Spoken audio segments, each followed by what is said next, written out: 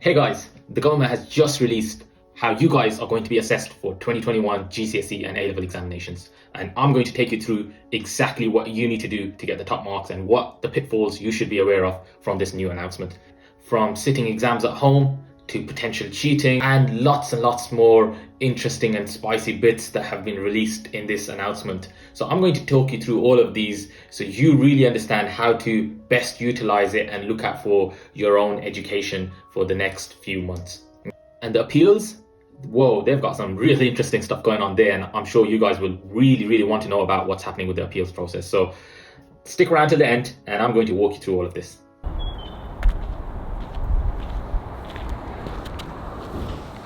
So imagine if Zuckerberg or Elon Musk or Bill Gates couldn't go to university. Would there have been a Facebook? Would there have been SpaceX, Tesla? Would Microsoft have existed? Going to school, getting the grades is an important part of our society. In a normal year, you guys would have been revising or sitting at home, planning out your schedule for your examinations. But then this happened. Coronavirus. We're a nation in freefall, in a crisis of historic proportions. Stocks have now wiped out nearly $3.5 trillion.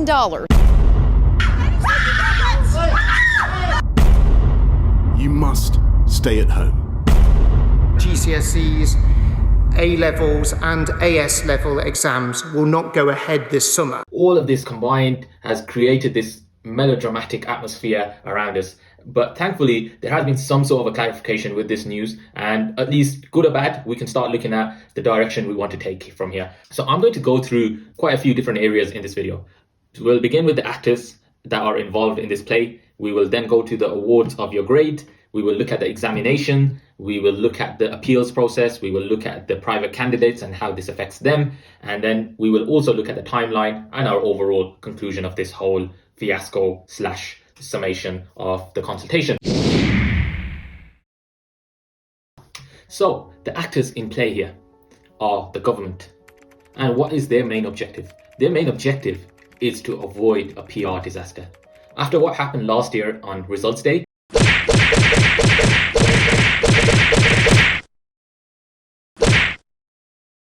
government wants to look like they are competent.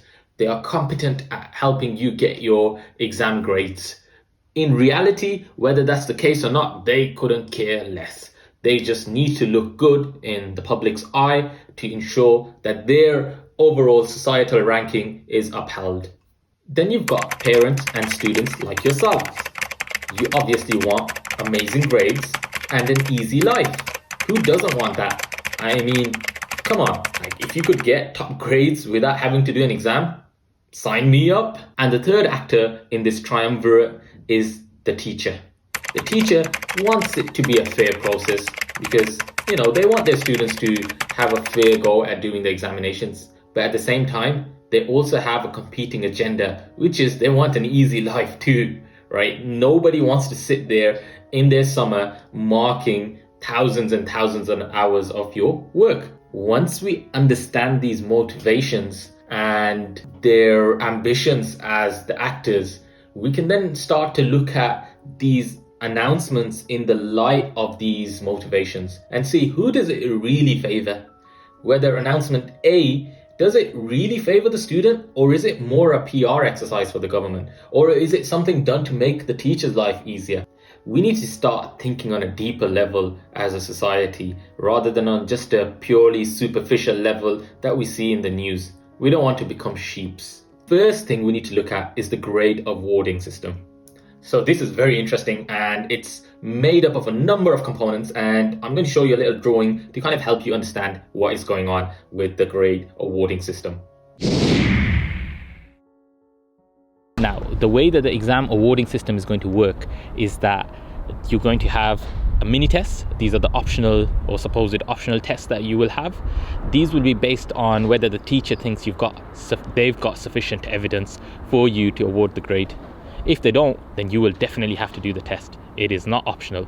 Let's make that clear. Number 2, the formal test, mock tests, and any sort of test that your school has run in the past or they will run in the near future. Non-exam assessments and mitigating circumstances, which I will talk about shortly.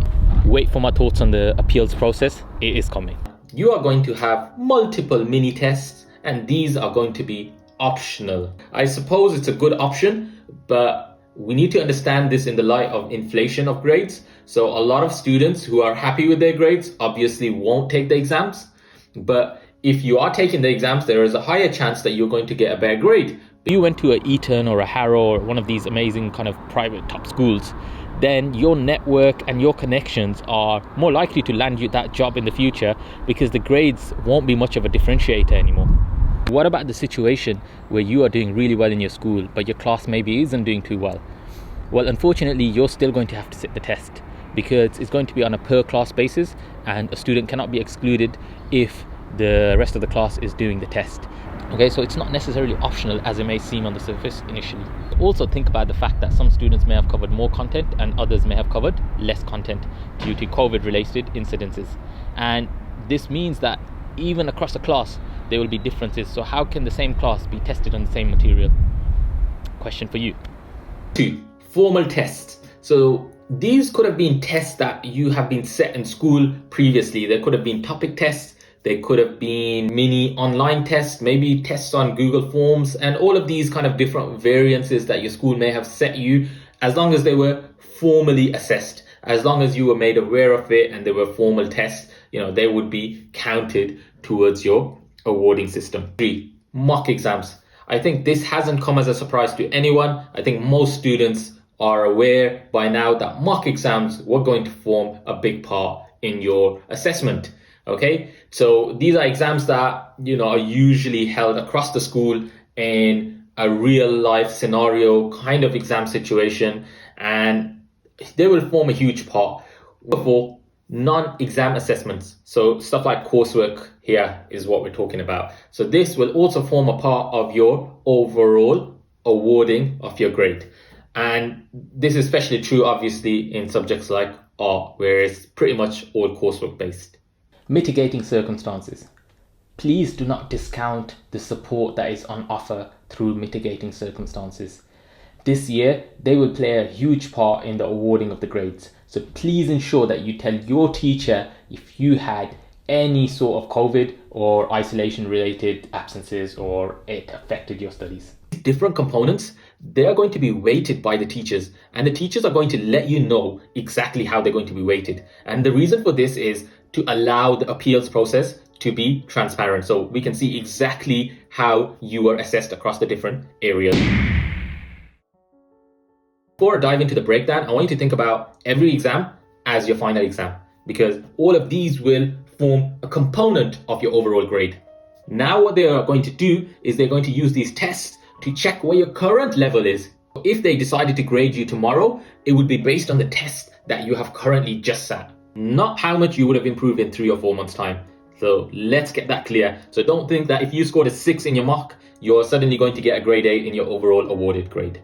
It is not going to work like that. There will be a menu of papers available for the schools. In plain English, this means that the schools will choose a select number of papers for the students. What I understand is that these papers are much smaller than the non-COVID counterparts that you would have normally had. So in grade awarding, who are the winners and losers? Clearly, this is a process which is tried to make it fair as possible. So the teachers will find this process relatively a fair process. Although, if we compare it to their other motive, which is to make it easier for them, unfortunately, this will not make it easy for the teachers. So you may hear some backlash from your teachers in the news or even in schools that they find this quite cumbersome and not really a great idea for them. How do students fare in this situation? Well, the transparency is quite good, that you will get to know exactly how you will be assessed and what percentage will be weighted for each component. On the other side, we must also realize that there is a huge component which is going to be added on to your usual exams that you would have had. So you will be spread thin across many different components, and you will have to be on your A game throughout the next few months rather than just in May and June.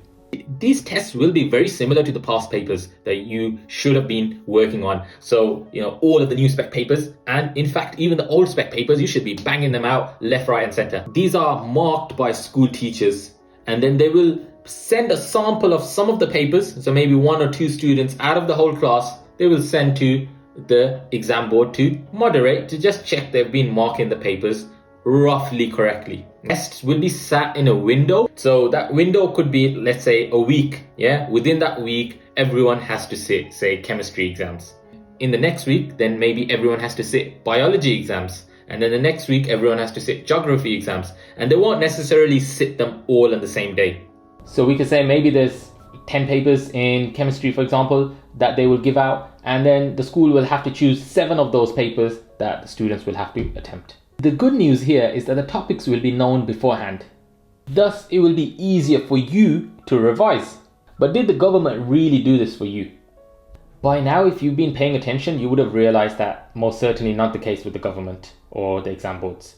What they're trying to do is they're trying to make it look like not exams, because they've made the official announcement that exams are cancelled. So they have to play the backdoor game here and try to make it look like there are no exams. And hence, there is this menu of papers that they're making available, and ultimately they're looking to save their own face. So this good news has been born out of a byproduct of what they're actually trying to do.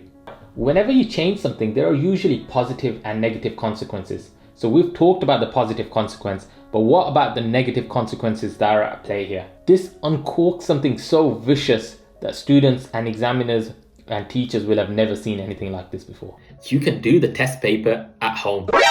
That's right. You could be sitting in your pajamas at home and doing the test paper. Of course, this needs to be mitigating circumstances. For example, you've got COVID, or you have to isolate, or the conditions in your school do not allow students to come in. So what this may mean is you're there doing your test paper at home and someone's watching you through the camera. But here's a slight little tip for you guys. What if your camera's not working? What if it's got technical difficulties? What do you do then?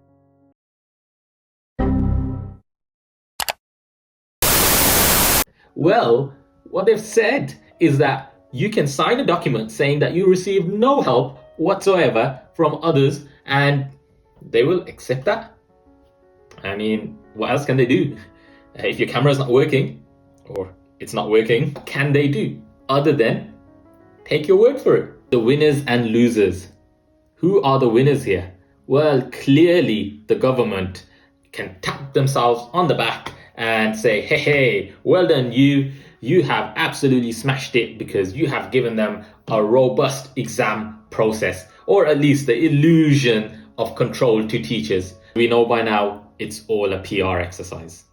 It's also going to cause a lot of administrative headache for the teachers, so expect again a backlash from teachers in maybe a passive-aggressive form that, they have to do a lot of work. Why?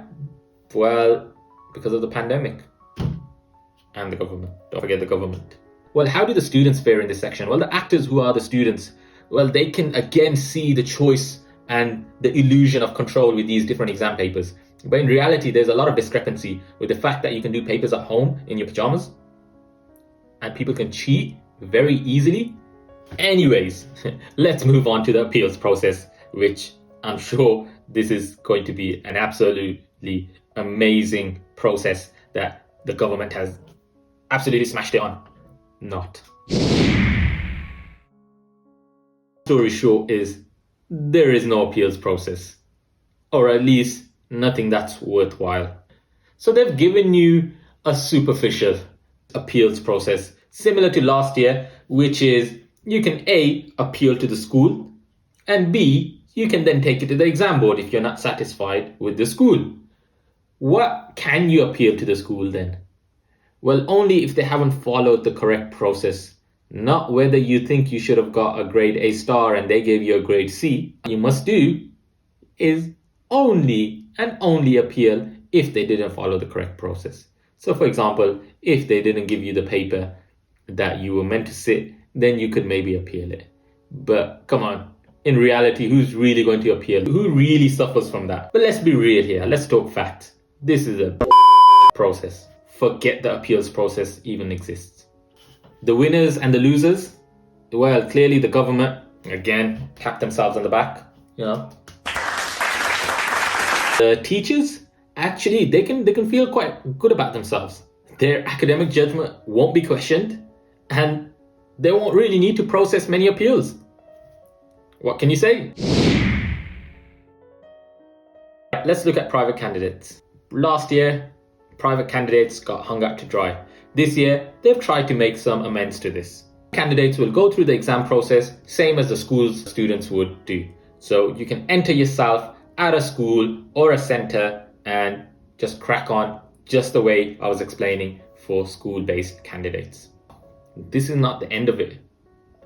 I've already been contacted by students to make me aware that there is malpractice going on within centres who are charging £1,500, £2,000, £1,000, all of these kind of figures to guarantee a student that they will get an A star. They've literally been told that, hey, we know how much you want these grades. If you pay us this much, we'll guarantee that you get these grades. I mean, come on, seriously? Playing on the potential frailty of students and the psychological nature of these exams? This is a joke. In the past, you may have done some formal tests or mock tests, and in the next month or so March and April, you may also do some formal tests and mock tests. If you were to do the mini tests as the option choice, then they would be done in May and June. The results will be sent off by mid-June, and the results will be awarded to you by early August. So they've pulled it back by about 1 week from the usual date, and I think they missed a trick here. They could have released the results in June, and that would have gave the students enough time to prepare for the next steps. But as usual, they've mucked it up. If you didn't get the right grades, then winter would be your next best bet. So we've seen how broken this system can be. The victory conditions are still the same for the conscientious student. The victory conditions are you study for the syllabus, you study for the exams, you do lots of past papers, because those past papers will make the bulk of your examinations upcoming. All right, so master those. Make sure you know the mark schemes very well, so be able to get the top grades. Stay healthy, and remember that there are bigger things going on in the world. We need to fight one battle at a time, and that battle right in front of you are your next exams, the mock exams, the formal test, the mini test. If you think this system is unfair, do send this to your friends. Get them to maybe discuss this with your teachers. Why this unfair system has been implemented upon us, where students have the opportunity to cheat at home, going to exam centers which have already started this malpractice by reaching out to customers and saying that we can get you the top grades. So guys, I hope you found this breakdown of this half-baked idea that the government has put out, which seems like it helps you guys, but in reality, the only winners are the government. Help out your friends. Tell them about this video. Let them know what's going on. Break it down for them and explain to them what they need to do to kind of get the leverage that they need to really advance with their education. This is the end of the video. No, really, this is the end. Bye now.